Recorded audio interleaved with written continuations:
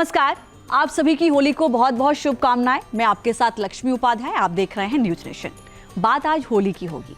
होली का त्योहार बहुत धूमधाम से मनाया जाता है, एक साल तक लोग इंतजार करते हैं, लेकिन बीते कुछ वर्षों से हम देख रहे हैं कि तारीख और तिथि को लेकर बड़ा कंफ्यूजन है।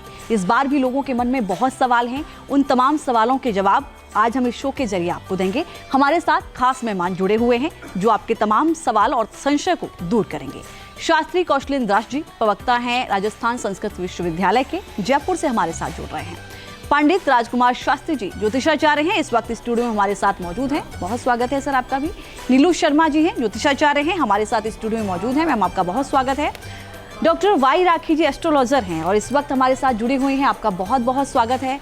प्रियंका जी एस्ट्रोलॉजर हैं, ये भी हमारे साथ इस वक्त स्टूडियो में मौजूद हैं, आपका बहुत स्वागत। डॉक्टर अरविंद त्रिपाठी जी ज्योतिषाचार्य हैं, वो भी हमारे साथ जुड़ेंगे और तमाम सवालों का जवाब देंगे। आप सभी का बहुत बहुत स्वागत। शुरुआत में करूंगी कौशलेंद्र दास जी से।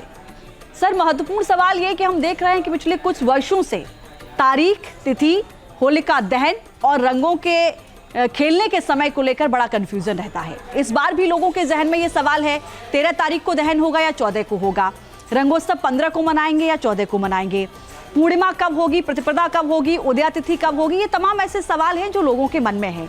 मैं चाहूंगी कि इस बार आप लोगों के कंफ्यूजन को दूर करें और सही समय, सही तिथि, सही वक्त दर्शकों को बताएं। लक्ष्मी जी, मैं सभी को सबसे पहले होली की अनेक शुभेच्छाएं समर्पित करता हूं। जयपुर, जो कि भगवान श्री राधा गोविंद देव जी की नगरी है और यहाँ होली की धूम मची है, तो राजस्थान की राजधानी जयपुर से न्यूज नेशन के सभी दर्शकों को ढेरों शुभकामनाएं एवं होली पर अनेक बधाइयाँ। यह आपने सही कहा कि होली प्रतिवर्ष कुछ कुछ समय परिवर्तित करके उसका दहन किया जाता है। ऐसा क्यों होता है? वास्तव में होली हम लोग वर्ष के अंतिम मास फाल्गुन में, उसके भी अंत में पूर्णिमा को मनाते हैं। जहाँ पूर्णिमांत मास स्वीकार किया जाता है प्रायः उत्तर भारत में, वहाँ पूर्णिमा में सायंकाल के बाद अर्थात सायंकाल से रात्रि तक यह होलिका का दहन का अनुष्ठान किया जाता है। अब इसमें थोड़ी सी बस जानने और समझने की बात इतनी है कि शास्त्र का यह कथन है, भद्रायाम द्वेन कर्तव्ये श्रावणी फाल्गुनी तथा। शास्त्र कहता है कि अरे मनुष्यों, भद्रा काल में पूर्णिमा तिथि पर आने वाली भद्रा में दो काम मत करो। क्या क्या नहीं करें? एक तो बहन अपने भाई को राखी नहीं बांधे श्रावणी पूर्णिमा पर, और जब फाल्गुन की पूर्णिमा अर्थात जो होली जिस दिन मनाते हैं उस दिन होलिका का दहन भद्रा में नहीं करें। अब इसमें होता यह है कि होलिका का दहन फाल्गुन पूर्णिमा में होता है, तो इस पूर्णिमा का सूर्योदय में होना आवश्यक नहीं है जी। फाल्गुनी पूर्णिमा में होलिका का दहन उस समय होता है जब सायंकाल के समय पूर्णिमा हो। तो इस बार क्या हो रहा है, 13 मार्च को अर्थात गुरुवार को प्रातः काल 10:30 बजे तक चतुर्दशी है। उसके बाद मध्याह्न से पूर्व ही पूर्णिमा आ गई, तो मध्याह्न से लेकर के अपराह्न संपूर्ण रात्रिकाल और 14 मार्च को मध्याह्न 12 साढ़े 12 बजे तक पूर्णिमा ज्योतिष शास्त्र के अनुसार है। अतः 13 मार्च की सायंकाल में ही होलिका का दहन होना है। अब होली का दहन होना कब है? तो सायंकाल के समय भद्रा होने से जब भद्रा की समाप्ति हो जाएगी 11 साढ़े 11 बजे के लगभग अर्थात 11:30 बजे के करीब आपको होलिका का दहन करना अत्यंत शुभ है। और वह पूरे उत्तर भारत में ही, पूरे उत्तर भारत में ही नहीं, पूर्णिमा तिथि का जब तक चल रही है पूर्णिमा तिथि, उस पूर्णिमा तिथि में सायंकाल के समय जब होलिका का दहन किया जाता है। अच्छा, होलिका के दहन की विधि किसी मनुष्य के द्वारा विनिर्मित पद्धति नहीं है, यह पूर्णतः शास्त्रानुसार है और शास्त्र के विरोध में जाना स्वयं के लिए, परिवार के लिए, समाज के लिए, राष्ट्र के लिए कल्याणकारी नहीं होता है। अतः शास्त्रों ने जो मार्गदर्शन किया है, जो आदेश प्रदान किया है, जो निर्देश प्रदान किया है, तदनुरूप ही होलिका का दहन करना मंगलकारी होता है। उससे व्यक्ति का अभ्युदय होता है, अनेक अरिष्टों का शमन होता है तथा व्यक्ति के जीवन में अभ्युदय के साथ उसे कल्याण व शुभ पदार्थों की प्राप्ति होती है। आचार्य जी, एक महत्वपूर्ण मेरा सवाल ये है कि आपने जैसे पंचांग के बारे में बताया, हम देखते हैं कि पंचांग इतना अगर स्ट्रॉन्ग है तो कंफ्यूजन इसकी स्थिति आखिर बनती क्यों है? मैं ये सिर्फ होली के लिए नहीं कह रही हूँ, तमाम त्योहार हैं, चाहे आप रक्षाबंधन की बात करें, चाहे आप दिवाली की बात करें, और तो और अगर हम संक्रांति की बात करते हैं तो कुछ सालों तक फिक्स था कि 14 तारीख को होगी, लेकिन अब 15 को भी बन जाती है। तो ये कंफ्यूजन की स्थिति बनती कैसे? होता क्या है कि लक्ष्मी जी आप सही कह रही हैं, नासमझी के कारण, क्योंकि ज्योतिष को लेकर के जिस तरह का अंधविश्वास और हवा समाज में फैला हुआ है, उससे प्रायः ज्योतिष को नहीं जानने वाले लोग डर जाते हैं, जबकि वास्तव में ज्योतिष डराने का बिल्कुल साधन नहीं है। ज्योतिष तो पूर्णतः विज्ञान है, गणित है, और उस गणित की गणना में आप 2 और 2 को जोड़ने पर 4 होगा। वो विश्व के किसी भी भाग में 4 ही होंगे, कहीं पे भी 2 और 2 को जोड़ने पर 5 नहीं होंगे। तो ज्योतिष तो पूर्णतः गणित और विज्ञान है। होता यह है कि उसको नहीं जान पाने के कारण, या कुछ चीजें जो सोशल मीडिया पर चल जाती है, तमाम उन माध्यमों से लोगों के मोबाइल तक या टीवी तक पहुंच जाती है, जो उन तक नहीं पहुंचनी चाहिए, गलत जानकारियां, लोग उनको सही मान लेते हैं, और उस गलत को सही मानने के चक्कर में विभेद उत्पन्न होता है। उदाहरण के लिए कि सभी लोग जानते हैं कि भारतीय पंचांग, जिसकी चर्चा अभी हम लोग करते हैं, कि उसमें तिथि होता है, नक्षत्र होती है, उसमें तिथि होती है, नक्षत्र होता है, करण होता है, योग होता है, वार होता है, पंचानाम अंगानाम समूह यस्मिन वर्तते तत् पंचांगम, उसको हम लोग पंचांग कहते हैं। अब इस पंचांग में वैज्ञानिकता किस रूप में है कि आप देखिए, विश्व के किसी भी धर्म में ऋतु के अनुसार पर्व नहीं आते हैं, जबकि हमारे यहाँ तय है कि फसल के पकने पर ही होली आएगी, फसल के पकने पर ही दीपावली आएगी, वर्षा में ही रक्षाबंधन आएगा, वर्षा बीत जाने के बाद ही दशहरा आएगा। तो हमारे ऋषियों ने जो वैज्ञानिक विवेचन किया है, वह वैज्ञानिक विवेचन शताब्दियों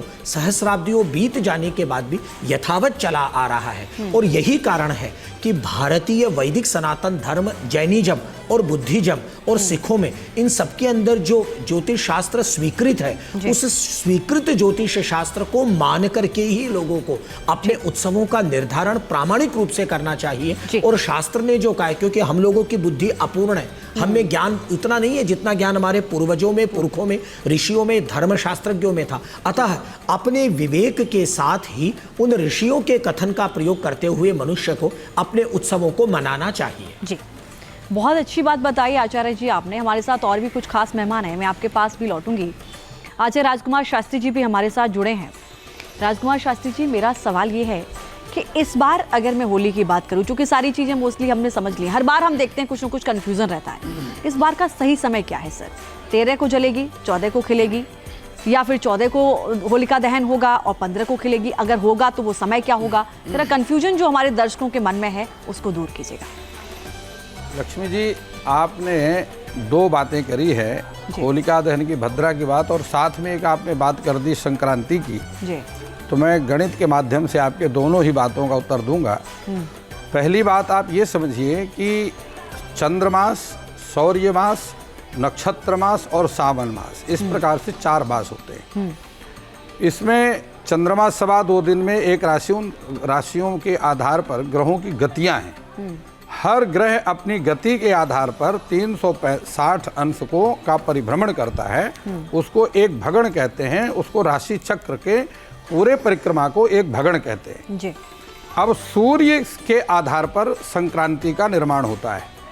सूर्य को एक चतुर्दशी तिथि में, समझ लीजिए कि माघ जनवरी की 14 तारीख को जो आपने संक्रांति का उल्लेख किया, तो उसी 14 तारीख को वापस आने में पूरा परिभ्रमण करके, पूरा भगण करके 20 मिनट का समय अधिक लगता है।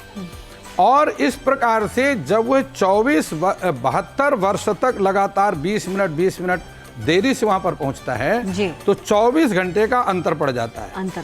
तो 72 वर्ष में 20 मिनट का गुणा यदि आप करते हैं तो वह 24 घंटे का निर्माण करता है। इस कारण से 72 वर्ष के बाद संक्रांति की एक डेट बदल जाती है जी। आप जिस संक्रांति की 14 तारीख, चूंकि आपका जन्म जब हुआ तो 14 तारीख को संक्रांति थी जी। आपके जन्म से पहले 13 की संक्रांति थी, उससे पहले 12 जनवरी को आती थी।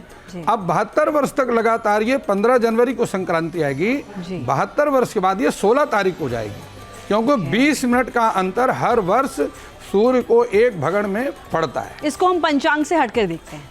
ये गणित का आधार है। ज्योतिष के 3 भाग हैं, सिद्धांत, संहिता और होरा। तो जो सिद्धांत भाग है वो गणित का भाग है, जिसके आधार पर संपूर्ण गणना की जाती है। अब आपने बात करी भद्रा की, तो देखिए भद्रा जो है हमेशा अशुभ होती है ऐसा नहीं है। सोमवार और शुक्रवार को पड़ने वाली भद्रा को कल्याणी कहते हैं।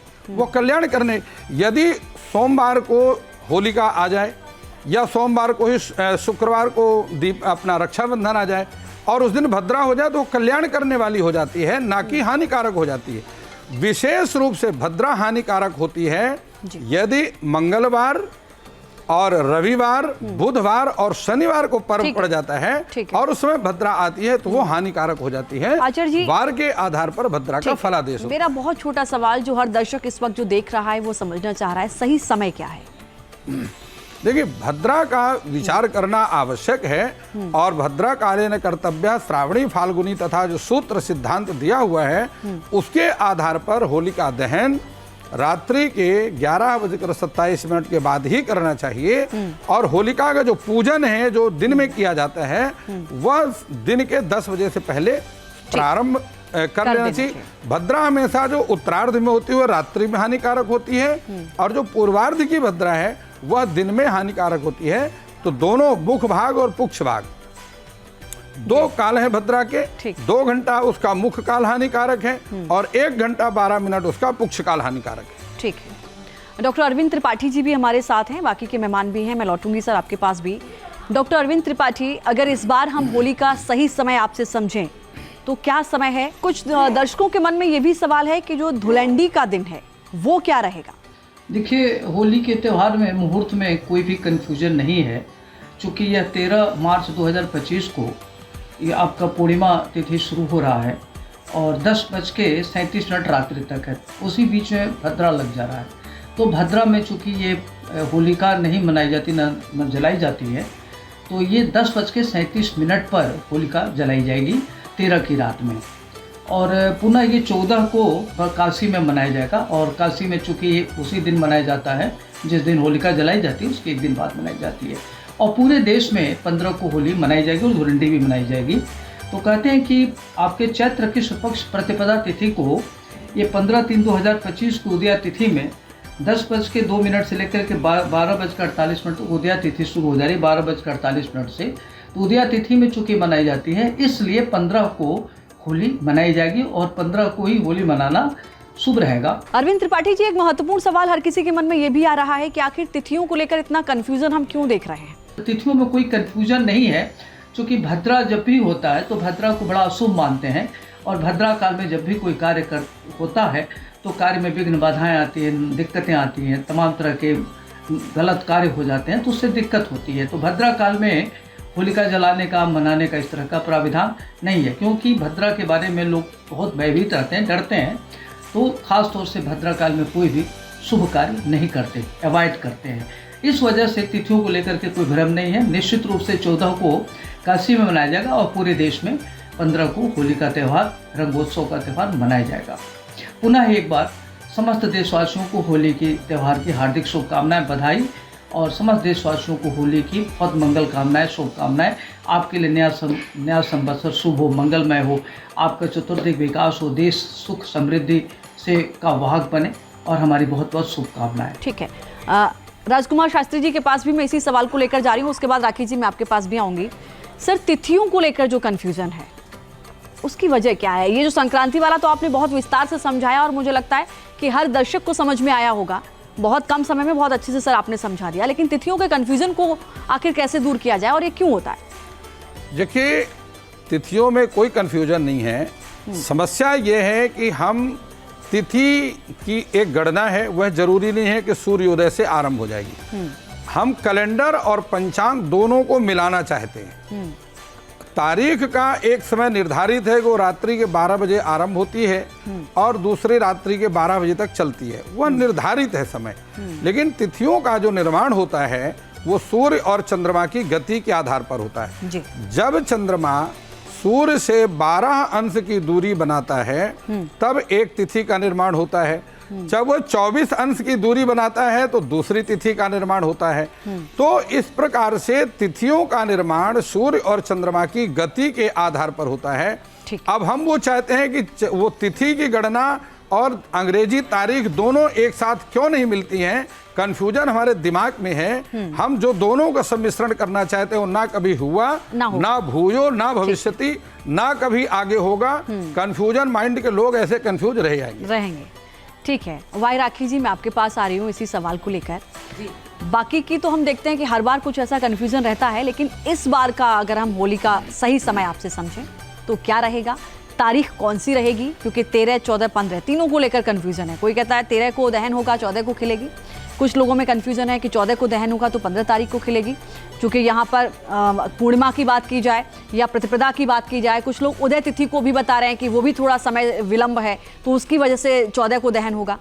आप क्या कहते हैं इसको लेकर? देखिए, भारतीय सभ्यता, संस्कृति और पंचांग के अनुसार हर त्योहार उदय तिथि से मनाया जाता है, लेकिन ये होली पर लागू नहीं है। मैं आपको बता दूं, जैसा कि गुरुजी ने राजस्थान से भी बताया, कि आपको 10:30 बजे के बाद सुबह 13 मार्च को अपनी होलिका की सुबह की पूजा करनी है, क्योंकि पूर्णिमा ही 10:30 बजे के बाद शुरू है, तो वो कोई प्रॉब्लम नहीं है। और बहुत सी महिलाएं जब तक वो पूजा नहीं करती तो वो खाती नहीं है, उनका व्रत होता है। जब वो होलिका में कच्चा सूत बांध देती हैं उसके बाद खाती हैं। तो बहुत सी महिलाएं वैसे भी शुरू से, अगर पंचांग की बात ना की जाए तो कोई 12 बजे, कोई 2 बजे अपने सुविधा के अनुसार अपने घर के काम करके वो पूजा करती हैं। तो इस बार आपको 13 मार्च 2025 सुबह 10:30 बजे के बाद पूर्णिमा की पूजा सुबह वाली करनी है। अब होलिका दहन में कोई कंफ्यूजन नहीं है, रंग वाली होली में कोई कंफ्यूजन नहीं है। देखिए, आपको जो होलिका दहन है वो रात्रि 11:30 बजे के बाद ही करना है। इसमें कोई डिस्कशन नहीं है, कोई लेना देना नहीं है। इसका कोई भी काम करें, शुभ काम में करें। हम ऐसा भी नहीं कह सकते क्योंकि आप अलग कर लेना, मैं अलग कर लूंगी, क्योंकि मेरे आपके घर की पूजा नहीं है, ये सामाजिक पूजा है। तो इसका असर आपके मेरे पे और सबसे बड़ी बात पूरे देश पर पड़ेगा। इसलिए कोई काम ऐसा ना करें जो कि गलत हो। अब आपने कहा रंग वाला, तो भैया अगले दिन सुबह 14 तारीख को आप उठना, 5 बजे से रंग खेलना शुरू कर देना। खूब उधंग मचाना, खूब रंग खेलना, सुरक्षित खेलना, क्योंकि मैं आपको बता दूं रंगों का खेलना बहुत जरूरी है। राधा और कृष्ण के साथ जुड़ी हुई है ये होली। जितने रंग आपके चेहरे पर होते हैं उतनी ही कलरफुल आने वाला नव वर्ष विक्रम संवत 2082 आपका रहने वाला है। और 14 तारीख को संक्रांति भी है। सूर्य देव मीन राशि में प्रवेश करने जा रहे हैं, जहां पर पहले से शुक्र उच्च के होकर बैठे हुए हैं, जहां पर पहले से बुध बैठा हुआ है, जहां पहले से राहु बैठा हुआ है। सूर्य के साथ राहु की युक्ति होकर सूर्य ग्रहण दोष भी जैसी एक स्थितियां बन जाएंगी। तो ये बात समझिए कि बहुत कुछ है इस बार होली पर। अगर आप होली खेलते हैं तो आप निश्चित ही रूप से अपनी जिंदगी के अंदर कलर्स को लेके आते हैं। मेरी स्किन खराब, मेरे बाल खराब, ऐसा कुछ मत करिए। राधा कृष्ण के साथ होली खेलिए और संक्रांत वाले दिन जमकर दान भी कीजिए। सबसे पहले रंग अपने घर के बुजुर्गों के पैर पर लगाइए, फिर देखिए आपका जीवन और वर्ष कितना खूबसूरत होगा। तो बहुत अच्छी बात कही, पूरा कंफ्यूजन आपने दूर कर दिया। तिथि और तारीख और समय तीनों को लेकर नीलू शर्मा जी भी हमारे साथ जुड़ी हुई हैं। नीलू शर्मा जी, आपके हिसाब से, ज्योतिष के हिसाब से अगर हम देखते हैं तो इस बार की होली का समय, तिथि, कोई कंफ्यूजन है या जो भी बताया गया अब तक वो सब स्पष्ट हो चुका है? देखिए, काफ़ी कुछ स्पष्ट हो चुका है।